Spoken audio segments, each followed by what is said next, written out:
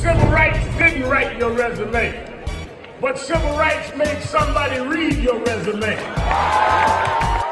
I always tell that story. I go fly all the time, even in the pandemic. I done been all over the country.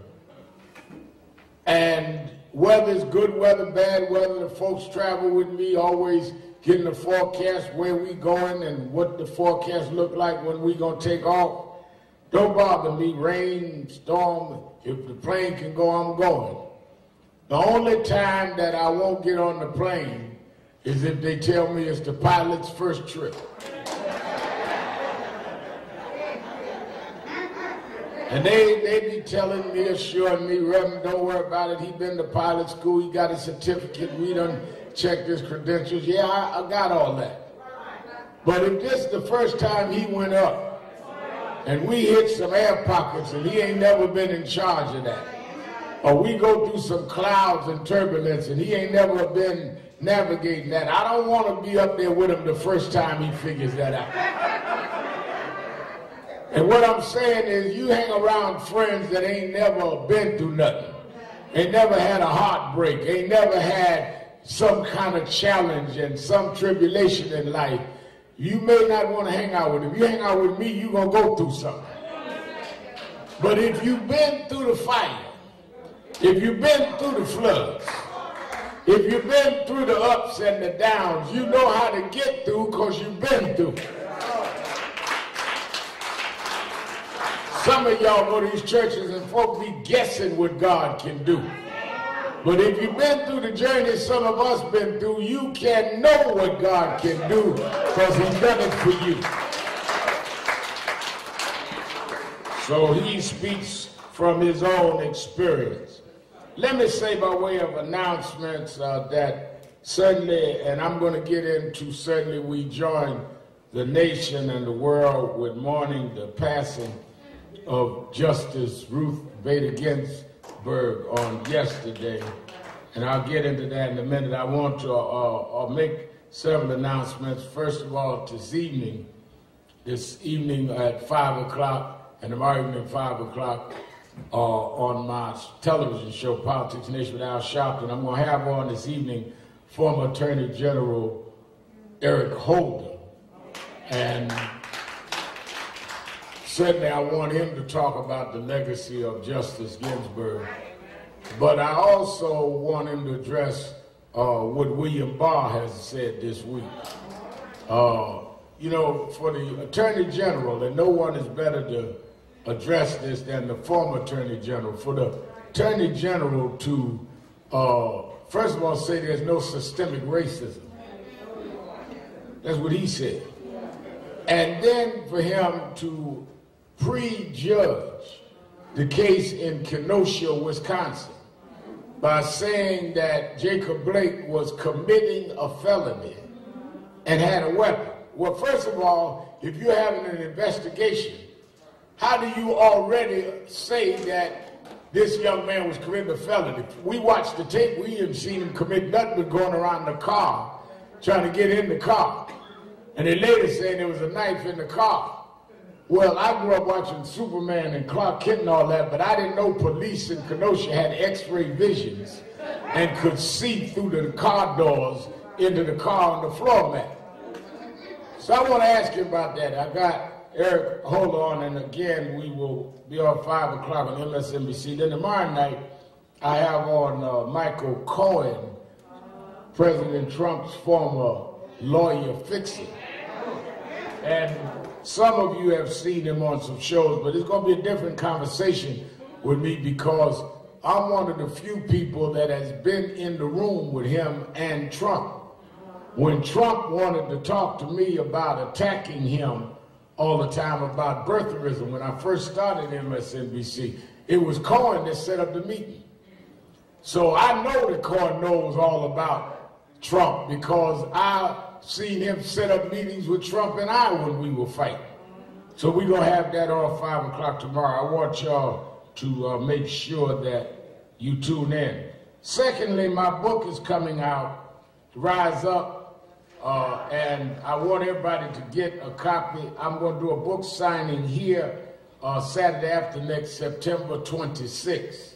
So I want everybody at 12 noon right after the rally, come and I will sign it to you. Now, I cannot sign a book you don't have.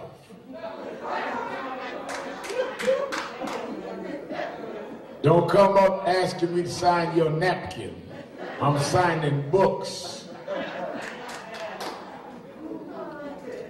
You get it at a reduced price here, but you get it to get a signing.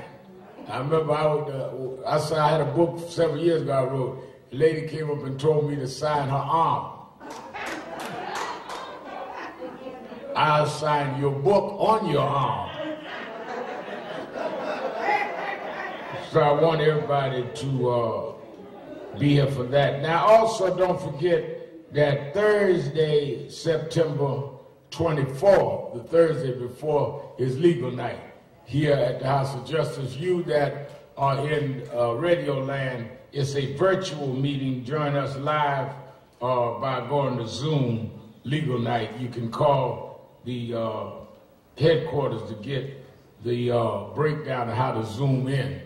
With legal night attorney Michael Hardy. A lot of people call me on my radio shows with problems. It is better to do it legal night. I am not a lawyer, don't even play one on television.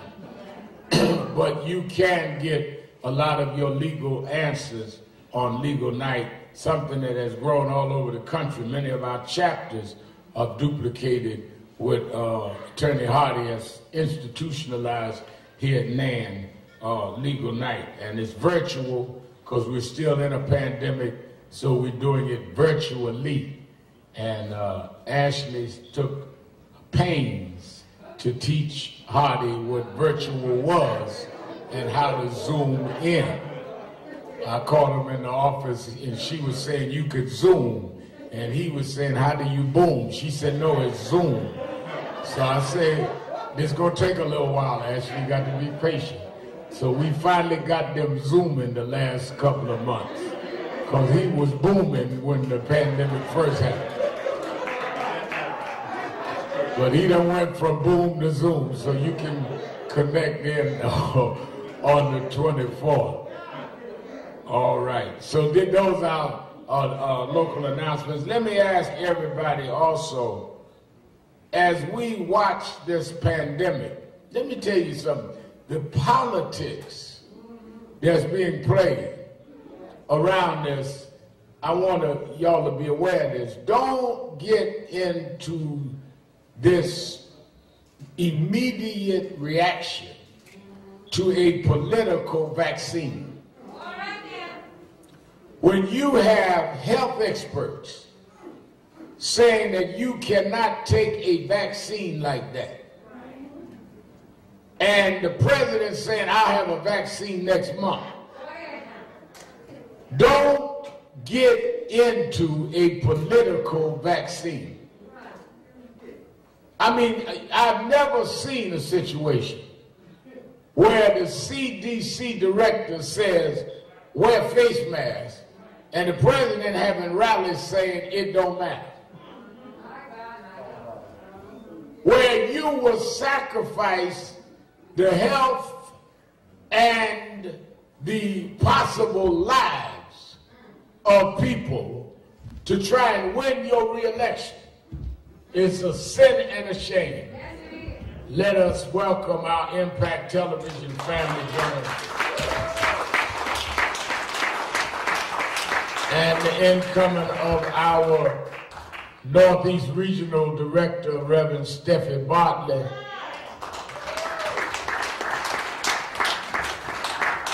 Come on, Reverend Nazir, come on. Good to have from Irvington, New Jersey, our pastor, Nazir. Give him a hand.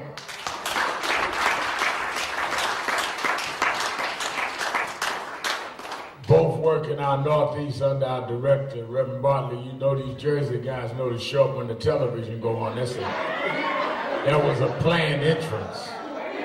They were sitting out in the car waiting on the right time to walk in.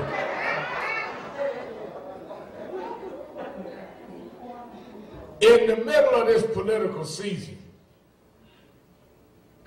we looked last night and watched as the world was told of the death of Justice Ruth Bader Ginsburg. And certainly, I have told y'all more than once, I was praying for her health because of her stands for not only gender equality, and certainly that, and we should not minimize that, but her stands around voting rights and civil rights. I remember sitting in the Supreme Court room when they argued the case around affirmative action and voting rights. I talked about it at MSNBC this morning. I had to go on early. I'm going to, of course, do my show this afternoon, but I was talking about it early. I had to cut him off because I told him, Minister Travis Boyd getting ready to speak, I got to get off and go hear Travis. But I was telling them I was in the courtroom when they had the argument on voting rights. And Martin III and I sat together, and John Lewis was in the room. And the respect that everybody had for this diminutive woman, whether they were on the right or the left, sometimes when you stand for something, your very presence make even your enemies respect you. It is better to be respected than to be popular. Some people do things to be popular, but never gain people's respect. I've watched people in various professions that will do whatever is trending at the time, but they don't stand for anything. And people know the difference between you trending and standing. It's very easy in this social media generation to be addicted to trending. Throw out a tweet and see how many folk gonna follow it. Post something on Instagram, see how many people follow it. Put something on Facebook, see how many people will like it. And it gets you addicted to instant approval. When those in public office, those in positions of legal authority, those in the pulpit become addicted to instant approval, we lose because of shallowness rather than substance and reality being checked by someone with integrity. Part of the legacy of Ginsburg is she did not do what was popular, she did what she felt was right.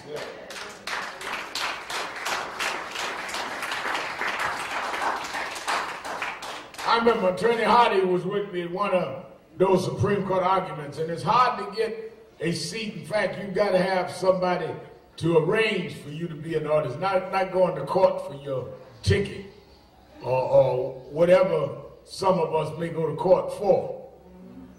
You've got to be able to negotiate a way to get in the courtroom. But the respect they had for her was because she stood for something. And I would always tell my daughters, and I tell young people, that if you're going to be a sprint runner, do what is popular. If you're going to run 50-yard dash, do what is popular. But if you're going to be a marathon runner, if you're going to last a long time, then you got to stand for something in season and out of season, whether it's popular or unpopular. One of the reasons why the whole world has respected Ruth Bader Ginsburg and John Lewis is because for decades they stood for the same thing. But if every time we see you, you done changed up what you stand for, some folks even change up what they do. One minute they this, the next minute they that, and they never figure out what they are. You can't ever fulfill what you're going to be if you keep switching who you are. Attention freaks. Looking for somebody to pay them some attention. You go streaking down the street butt naked if somebody pay you some attention. I mean, think about it now. You want to be taken seriously, but don't seriously stand for nothing. The other thing I admired about Justice Ginsburg is she was one that did not use excuses. She was diagnosed with colon cancer and then missed a day on the bench. Then they diagnosed her with pancreatic cancer, kept working. Then her husband died, she was on the bench the next morning. Then she got a reoccurrence of colon cancer, of pancreatic cancer, and worked 11 years before she died. She worked through her pain. Some of y'all get a toothache because you was eating sugar food when you shouldn't have been. And you go lay down in the bed and can't go to work rather than brush your teeth and start eating right. You can always find an excuse to do nothing. But those that make real differences are the people that don't let anything get in their way.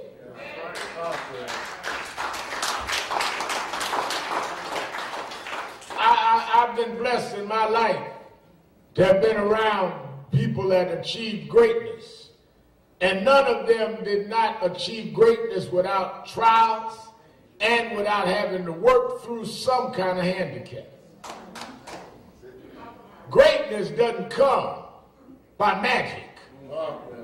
Greatness comes through working when others won't work. Otherwise, everybody could be great. If greatness was so easy, everybody would be great. Greatness requires you to do the extra, to do the extraordinary, to press yourself when it's not easy. And that's why I give her a lot of credit and a lot of honor as she makes her transition. The politics of it was and is that as all of us tweeted our condolences and our memorializing Justice Ginsburg, I saw a statement come out by the Senate Majority Leader Mitch McConnell. And he talked about nice stuff about Ginsburg and then ended it by saying, and we will vote for the nominee of President Trump. I mean, he didn't even have the decency of putting out a condolence statement and leave that as his statement.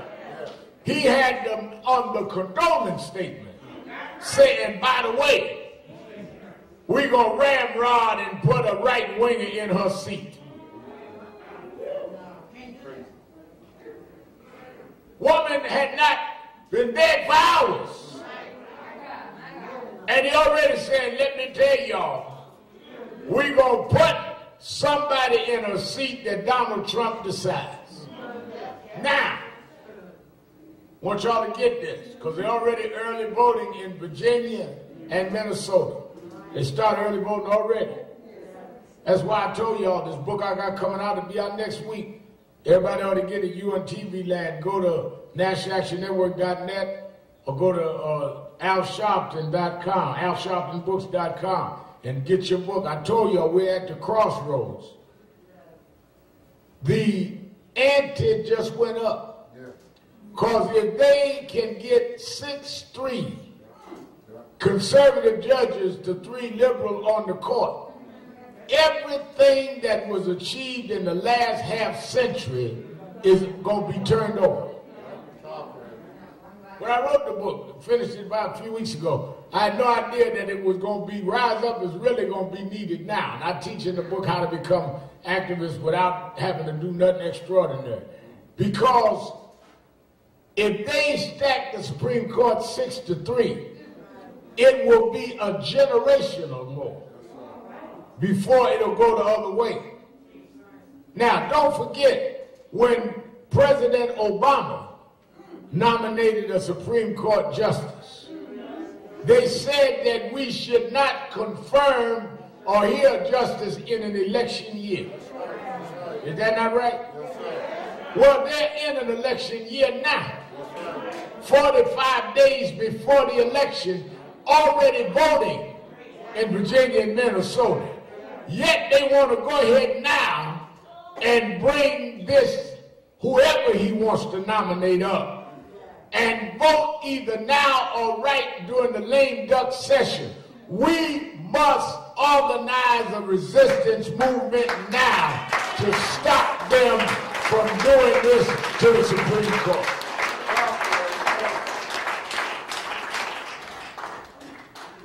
They already have on the calendar Obamacare. It's on the Supreme Court calendar right now. They already have some abortion rights cases on the calendar, voting rights cases on the calendar. They stack this vote and they will turn it all upside down. That is why, as God would have it, we were able to have this big march just 3 weeks ago. And we had women rights folks and LGBTQ rights folks and, of course, black folks and victims of policing all in the march, showing that we can come together. We had the biggest march we had in years. And it was a pretext for how we're going to have to now put pressure together on these senators that are in these states that can't get re-elected if we all as an intersectional coalition say, if you make that vote before the election and the sitting of whoever's president next January, we will vote you down now. We want a commitment right now that you will not vote for the process to go forward. Murkowski and Collins, all of them, Tillis in North Carolina, all of them are in rough battles. And if we stand up now, we can hold on and preserve what has been done. But if not, let me tell you something, Donald Trump is going to give you somebody on that court and it will turn back everything that Dr. King and Fannie Lou Hamer, John Lewis, and others fought for. We cannot let that go down like that. We need to stand up now. Now is the time to see where real activists are. This real serious stuff now. I was thinking about this morning when we had talked about going to Washington, August 28th, and Attorney Hardy tell a lot of people, start telling me you shouldn't do that. Yeah. And I just kept feeling compelled to go ahead anyhow. People, I'm talking about fellow folk in the civil rights movement.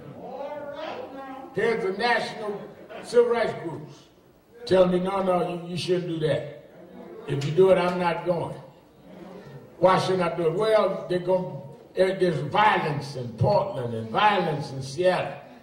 And folk could catch the COVID. Big Star, one of my best friends, called me, Star, all the way from Hollywood. Al, don't do it. But I kept listening to the voice inside.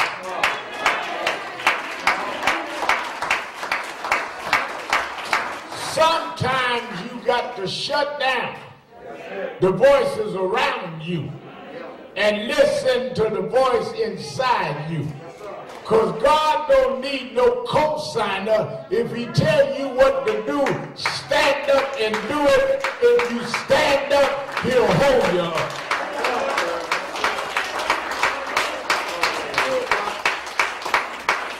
Everybody in the Bible had to choose between those around them or what God told them. And I kept feeling that. And 3 weeks later, Friday was 3 weeks since the march. Look at what happened. COVID-19 did not tick up in Washington. We had 12,000 people. No COVID went up. All of them that told me that was going to happen. Because we put masks on everybody and temperature checks. There was no report. You know they was out there checking. They wanted to say, Shopton and them finished, the COVID numbers went up. That didn't happen. There was no violence, not one fight, no arrest. Not one.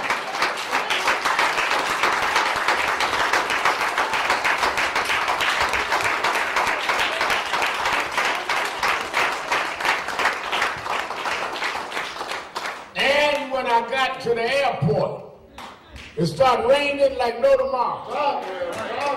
But during the march and the rally, when the cloud in the sky, sun was so hot, to folk that don't sweat was sweating. And God held back the rain. I know y'all think I'm talking superstitious, but somewhere I read when Joshua was in the battle. And Joshua said, all I need is a little more time. And he looked up and said, if you do me one thing, Lord, let the sun stand still. I serve a God that'll make the sun stand still, that'll hold the clouds back if my people will stand up and do what I tell them to do.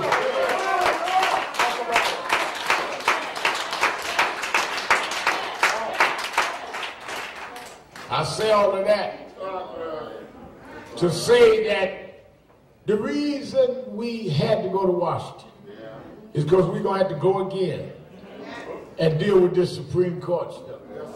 And we put together a coalition that now got to stay together of women, of LGBTQ, everybody, because we've got to stop them filling that seat. What we did on the 28th was a dress rehearsal of what we've got to do all over this country as people go to vote. That's why we had to go to 28th, because we've got to save the dream. Are they going to vote against it in the new Supreme Court? That's what's at stake. Voting rights and all of that is at stake. The very things that we march for and focus the national attention. And we can't fight it by ourselves. But we can't fight it being cowardly. Because I'm telling you, they are plotting right now. Trump put out a list of possible Supreme Court justices early in the week. Now, he wants the agenda in the country. Y'all watch this now. He wants the agenda to go from talking about COVID to now talking about the Supreme Court. Because he can't explain how he messed up COVID. Yes, sir. Got him on tape telling the reporter that he purposely played it down. Yes, it was deadly. Yes, you could get it airborne. You don't even have to touch it. But I played it down. He want to get that out. Now he going to make the issue Supreme Court. Yes, sir. So you forget 200,000 people died because he neglected duty. And other hundreds of thousands, millions infected. So now he's going to make the cultural war. I want y'all to watch this. So that now the whole election is going to be around abortion rights and gay rights and policing. And he's going to have folk talking on both sides of that to justify who he puts in the seat that was occupied by Ruth Bader Ginsburg. That's where they're about to go now. And that's where they're going to try to turn the election. And he's going to roll out some blacks that's going to be arguing, well, it ain't about civil rights. It's about abortion rights and gay rights and they're going to make this about cultural issues so they can put in who they want. And if you're not careful, Trump will use this to get reelected and to bring out of the Supreme Court, making everything from the Voting Rights Act to the Civil Rights Act to police reform, to Roe versus Wade, all of that yesterday's news. This is where the rubber got to meet the road. And people in our community need to be ready and strong. You ain't heard nothing yet. They're getting ready to work overtime. That's why God brought us back to the landmark of where Dr. King and others stood when I Have a Dream. I've been back to the landmark. So therefore, and so did you that went. So we are there now spiritually connected to those that were there in 63. And when they went in 63, they went against all odds. Don't forget now, Rem Kennedy, when they went 63, most of them went riding the back of a bus because they was against the law for them to ride the front. But they went anyhow to Washington. Most of them couldn't stop and use a toilet because on the interstate highways, the bathrooms were for whites only. But they went anyhow. Most of them went with greasy fried chicken sandwiches in a paper bag because they couldn't stop at a restaurant. But they went anyhow. They went when the law of the land was against them, and they broke down the walls of apartheid in the U.S., and we connected to that spirit 57 years later. And I'm telling you that if you stand up, they will not prevail. God will use us connected to our elders.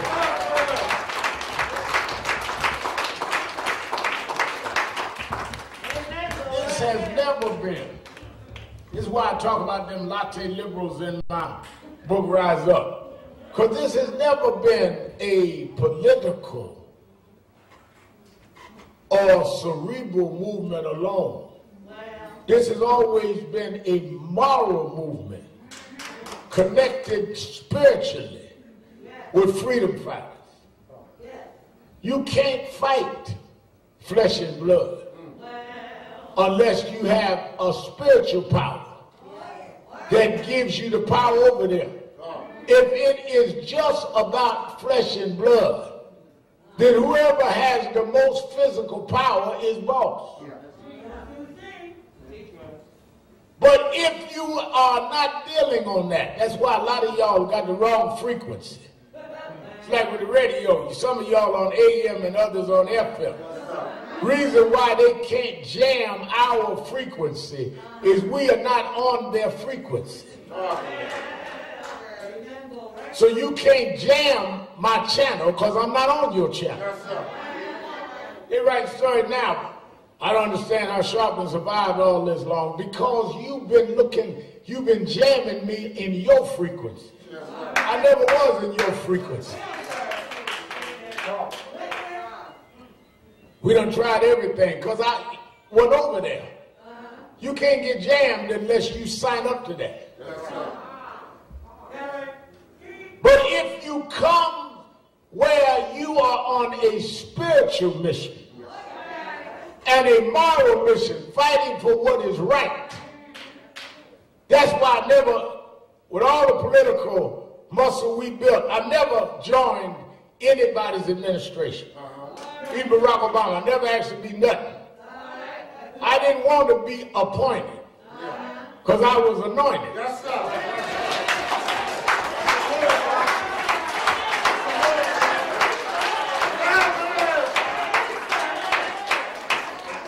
When you're anointed, you don't need to be appointed. Your anointing will make room for you.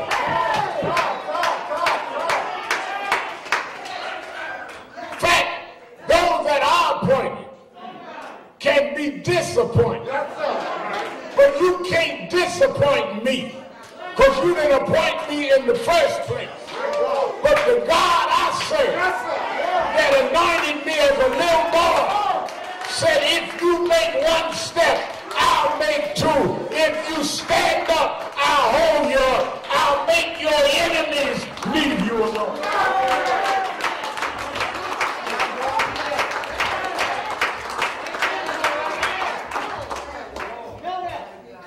That is where too many of us have lost our way. Because you're trying to be appointed by man, where you have rejected the anointing of God. I see too many preachers running around wanting to get Trump's blessing or Biden's blessing. I come to Biden and Trump already blessed. I don't need your blessing. I don't need your favor. There is a God, same God that took Frederick Douglass from slavery and ran him up to Rochester, New York and made him an abolitionist. Same God that put some fuel in Harriet Tubman where she could run 500 slaves in an underground railroad from slavery to freedom. The same God that could back up W.B. Du Bois, meeting in Niagara Falls, forming the NAACP, and 103 years later is still here. Same God that took Randolph to form some sleeping car porters and start a black union movement. Same God that took a man out of Kingston, Jamaica, named Marcus Mosiah Garvey, and looked up at the sun and said, "Up, you mighty race. You can if you will." Same God that took a boy out of Atlanta, Georgia, that went to segregated schools, but shook this nation with a dream he had and brought us from the back of the bus to the front of City Hall. Same God. Same God. Every Saturday morning come by 145th Street and Lenox Avenue and say, if my people called by my name would humble themselves and pray and turn from the wicked way, then, right then, they'll hear from heaven. I will heal the land. Same God.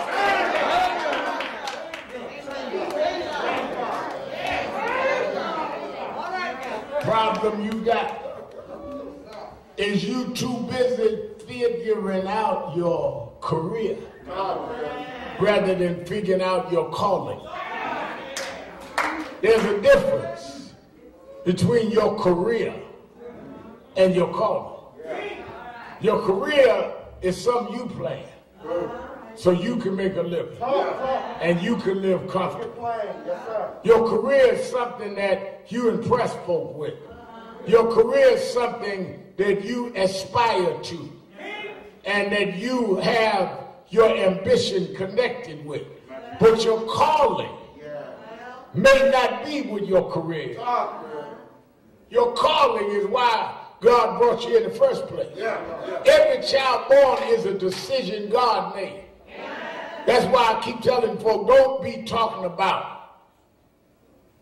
whether or not you were supposed to be here. If you hear God willed it. A lot of folks wanted to have children, couldn't have children.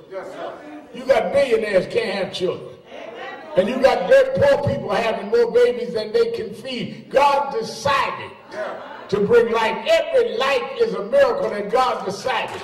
You are no accident if you figure out why you're here and what God brought you here for. And don't go no fortune teller to find out. Listen to inside of you. God will speak to you and plot your course if you will listen to what God's telling you. You find yourself in situations that you know you didn't plan. You find yourself moving in certain ways that you know you couldn't have schemed. There's God using you. If you will follow that, you'll succeed. But you're too busy talking against what you ought to be embracing and going forward. And that's what has happened to many of our ministers, standing around Trump trying to make evil good, trying to justify what is unjustifiable. Oh, give me the Bible, Dominique. Go to Ezekiel 22, 22nd chapter of Ezekiel. Go down to the 26th verse. Ezekiel now was a prophet that was dealing in Israel when they had gone against God. We the first people now that got lost. A lot of us, you know, right after the Civil Rights Movement, they inundated us with negativism, put drugs in the community. You went from Dr. King to Superfly. Hello. Dr. King's Dream in the 60s to the movie Superfly in the 70s. And you started celebrating dope and celebrating prostitution and celebrating immoral, decadent behavior. You got lost. Brought you across the Red Sea.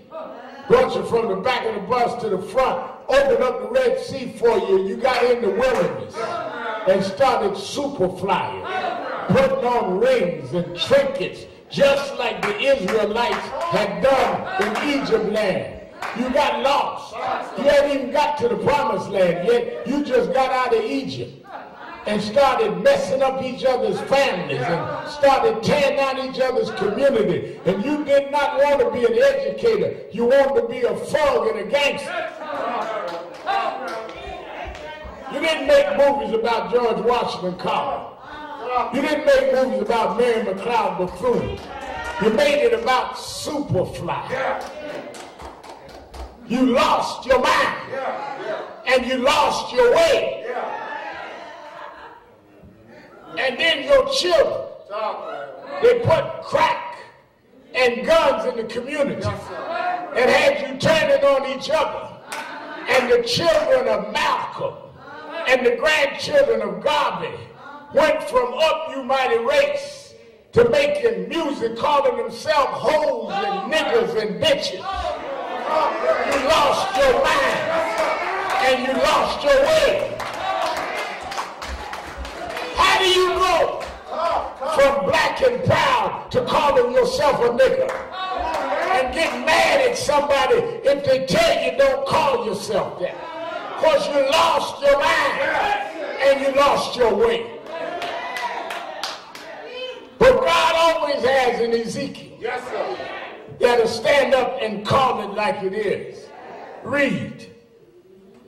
Her priests have violated my law and have profaned mine holy things. Her priests, now the preachers now, this is Ezekiel, talking about Israel's priest has violated. This is the holy rollers. These are the ones that tell you they saved and sanctified. Those are the ones that can hum and holler on the beat. Ah, Lord. Oh, but you violated. You can hoop, but you can't follow. You can rhythm, but you can't get in line with God. Read.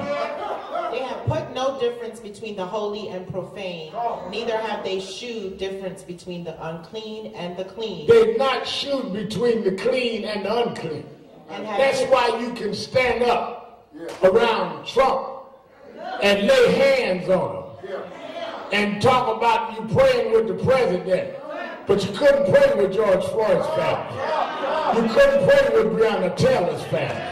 You couldn't pray with the family of Rashad Brooks. But you can anoint Trump. But the folk God called you for, you could not discern between the clean and the unclean. Read.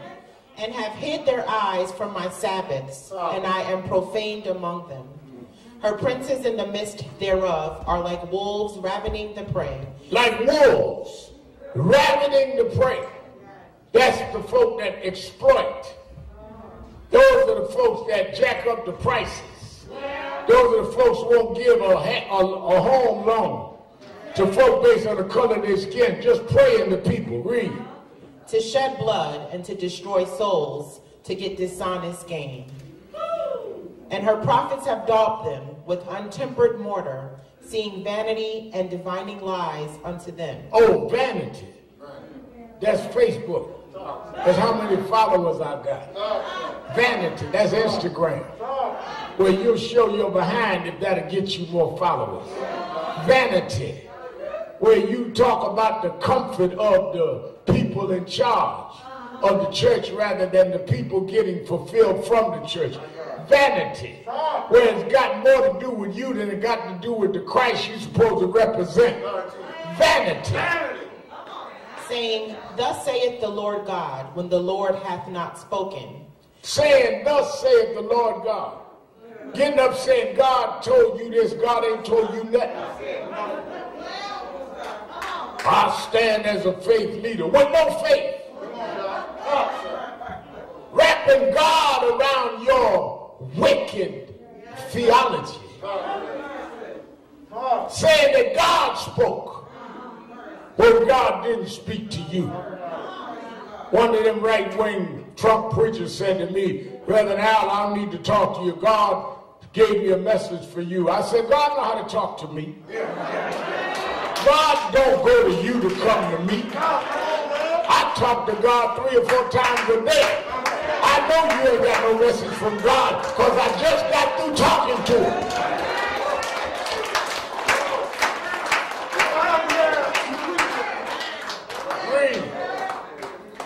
The people of the land have used oppression and exercised robbery and have vexed the poor and needy. Oh, the people of the land have used oppression and robbery. That's in Ezekiel, in the Bible. So when Bartley and I start preaching about oppression, that's in the Bible. But they tell y'all don't talk about that. That ain't holy. But that's in the Holy Bible. Ezekiel talking about oppression in the Bible. Y'all say, no, y'all talking politics. No, I'm talking Ezekiel. Read. Yea, they have oppressed the stranger wrongfully. There you go again, oppress the stranger wrongfully. Would that be like taking the stranger's children and putting them in cages? Would that be like separating families because they came across the border looking for a better life? Oppressing strangers. Read. And I sought for a man among them that should make up the hedge and stand in the gap. All right, stop right there. I looked for a man among them that would stand on the hedge and stand in the gap. That's my message to y'all this morning. Last night, as Ginsburg went on to her just reward, and McConnell announced we're getting ready to stack the Supreme Court, I went to Ezekiel and I read that one verse that turned it all around for me. God said, don't worry about that. I'm looking for who will stand in the gap. We're getting ready to have a showdown in the United States. And I need somebody that'll believe in me enough to stand in the gap. They're going to talk about you. They're going to scandalize you. They're going to throw the weight of government and media against you. But if you stand in the gap and hold still and let me fight your battle, I'll make a way out of no way. All I want to know is who's willing to stand in the gap. You want comfort. You want to relax. You want to be a preacher with the biggest car or jet plane, but you won't stand in the gap. But the time has come where it's gap standing time. I don't care what y'all are plotting in the White House. I don't care what meeting Trump and McConnell's having. Let them know I'm willing to stand in the gap. We're going to stand anyhow. We fought too hard. We spent too many nights in jail. We shed too much blood. We buried too much of our loved ones. I'm going to stand in the gap.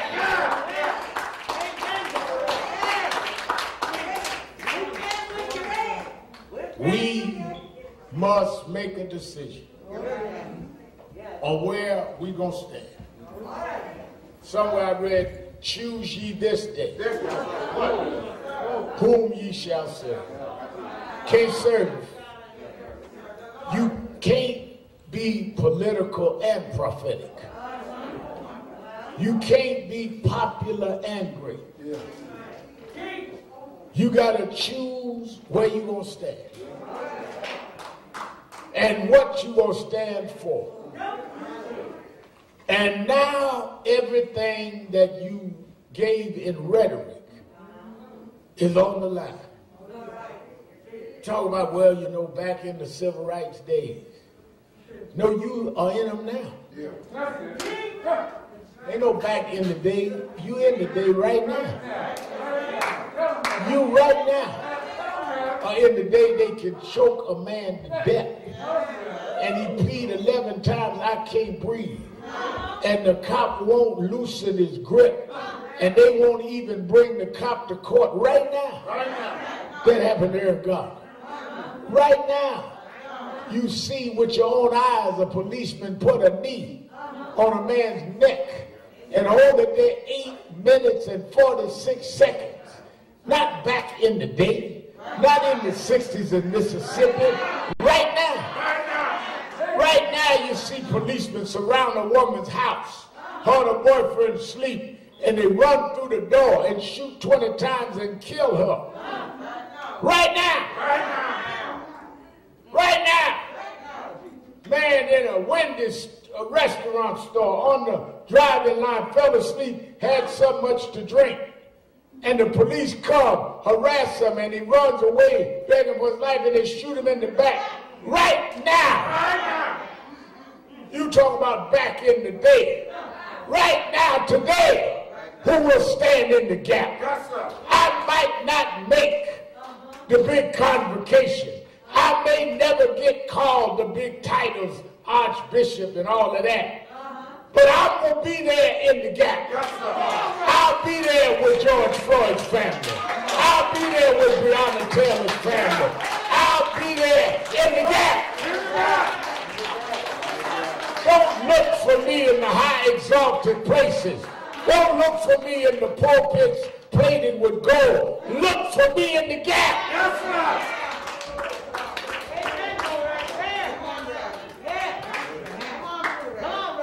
And I can tell you now, there ain't a whole lot of folk in the gap. It ain't like you want to be seen. Well, you be seen if you get in the gap, because you're going to have a whole lot of room by yourself.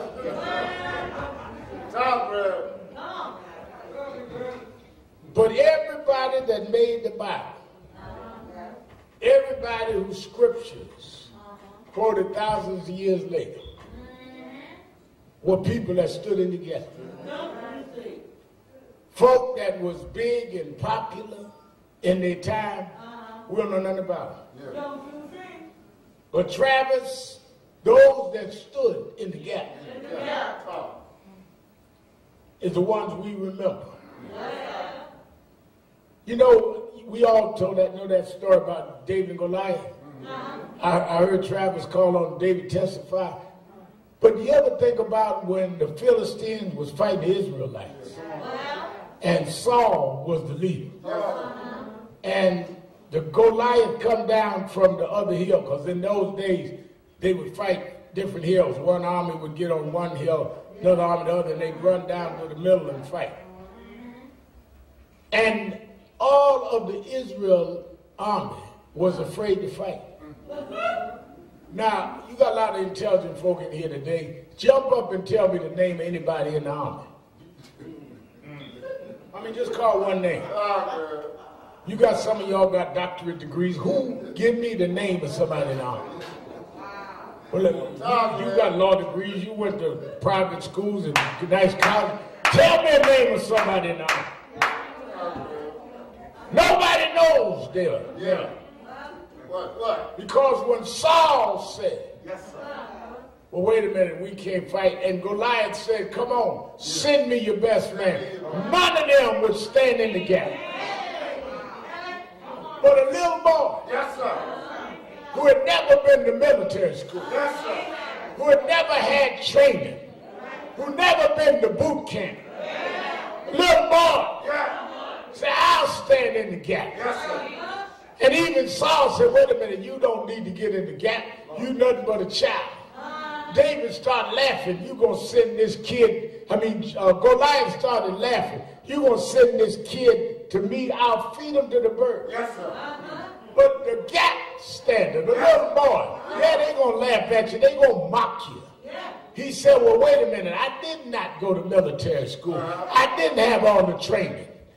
But you know, one day when a bear and a lion came to take one of my father's sheep, I didn't have no lion training neither. I never got a degree in bear fighting. But something got in me, and I grabbed the lion and the bear. And the same God that helped me defeat the lion and the bear, that same God will help me fight Goliath. I don't know what the fight looks like over the Supreme Court, but I got my slingshot this morning. I'm going to stand in the gap. I know they're going to talk about me. I know they're going to write editorials against us, but I'm going to stand in the gap. Well, Reverend, they mess with you all the time. They write bad stuff about you on the internet, but I won't complain. Yeah, I've been through ups and downs. I've been scandalized before, but I won't complain. Every once in a while, somebody on my staff will show me an article they wrote against me, and they say it's so unfair. I say, yeah, it's unfair, but God's been good to me. Better than you could ever be. I won't complain. I've had some good days. Yes, I have. I've had some hills to climb. I've had some weary days. Yeah, some sleepless nights. But as I look around, yeah, I begin to think things over. All of my good days, they outweigh my bad days, and now I will complain. Come on. Sometimes the clouds hang low. Come on, yeah, and I can hardly see the road. I swear. Lord.